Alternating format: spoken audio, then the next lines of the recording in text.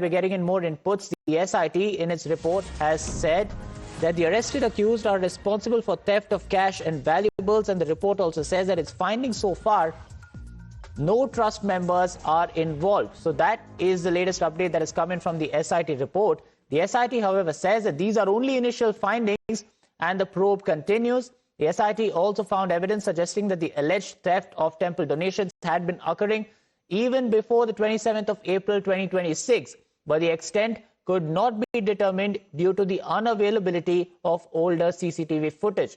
The SIT report further says that the trust failed to enforce their own SOPs governing supervision, frisking, and also access to the counting room.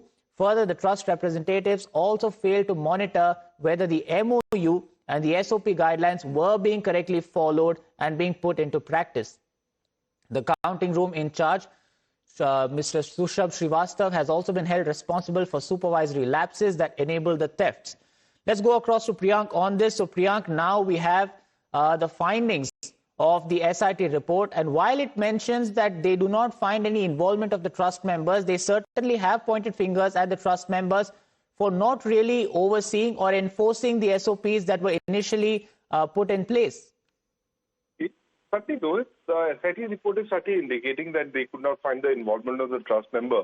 But they have also mentioned that the banks also failed to enforce the proper norms.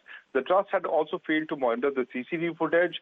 Tinu Yadav was exercising the control on the hundis, which is the area where the cash was being counted, and the trust representatives failed to monitor whether the MOU and the SOP of the guideline were being followed or not. What SIT finding has also been suggesting that a period of till the period of 27th of July 2026, there have been massive incidences where these norms were also flouted, where the cash was also being taken away from these locations. Around 70 suspicious incidents were also indicating that the CCTV footage was showing that the loot was happening, and the basic factor is that these individuals have been the ones who have looted the money from the Ram Mandir Trust, but certainly the manner in which no involvement of the trustees has been indicated by the SIT finding could raise to major political turn of event, and the opposition party will certainly look for an opportunity to counter the Bharatiya Janata Party. Right, absolutely, Priyank, because first in the FIR also there was no mention of the members of the trust. It was only the employees of the trust who were mentioned, and now in the SIT report as well, no mention of any role of the trust members. So like you said, it remains to be seen how the opposition responds to this. But thank you, Priyank, for giving us those details.